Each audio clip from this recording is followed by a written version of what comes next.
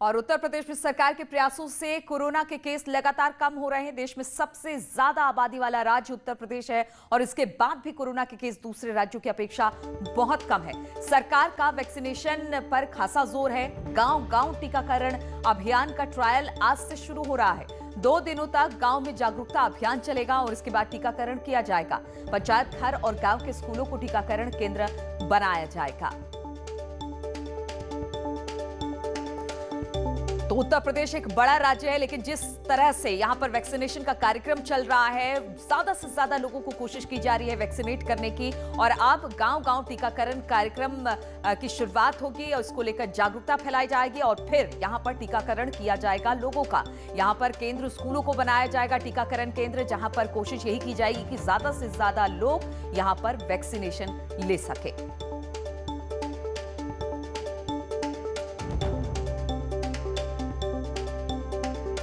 तो कोरोना को हराना है और इसलिए लगातार उत्तर प्रदेश सरकार भी इस दिशा में काम करे। फिर 2 दिन का टीकाकरण किया जाएगा, लेकिन उससे पहले जागरूकता अभियान चलाया जाएगा। बातचीत करने के लिए अनामिका इस वक्त हमारे साथ जुड़ गई हैं।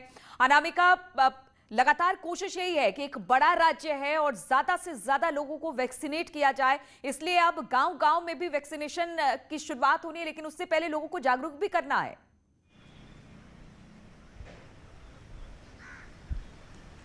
और देखिए, सरकार का ये प्रयास है कि जब तक थर्ड वेव आए तब तक उत्तर प्रदेश में मैक्सिमम लोग 90% लोग वैक्सीनेट हो सके और हो चुके हों तब तक। यानी कि जब वो थर्ड वेव आती भी है तो लोगों के सामने बहुत दिक्कत ना हो, परेशानियां ना हो, और इसलिए सरकार की तरफ से जो वैक्सीनेशन ड्राइव है उसमें लगातार इजाफा किया जा रहा है, रफ्तार बढ़ाई जा रही है। जुलाई के महीने में सरकार का ये प्रयास है कि हर दिन 10 लाख लोगों को वैक्सीन मिल सके।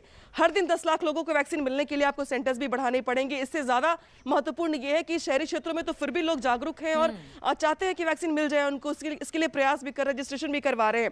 लेकिन ग्रामीण क्षेत्रों में अभी भी लोगों में जागरूकता की बहुत कमी है। बहुत सारे लोग टेस्टिंग तक के लिए भागते हैं, वैक्सीन तो बहुत दूर की बात है।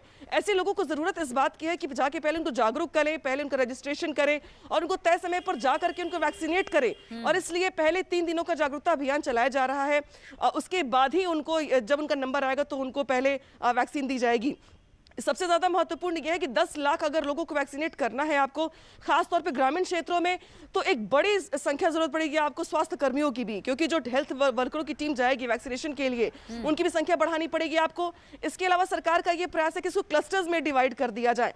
क्लस्टर में डिवाइड करने पर रोटेशन में जो हेल्थ डिपार्टमेंट के लोग हैं या जो वैक्सीनेशन टीम है वो हर घर पे जाकर के वैक्सीन दे सकेगी। इसके लिए सरकार की ओर से आज से जो ड्राइव शुरू की जा रही है उसमें सबसे पहला जो फेज होगा वो होगा लोगों को जागरूक करने का, खासतौर पर ग्रामीण क्षेत्रों में।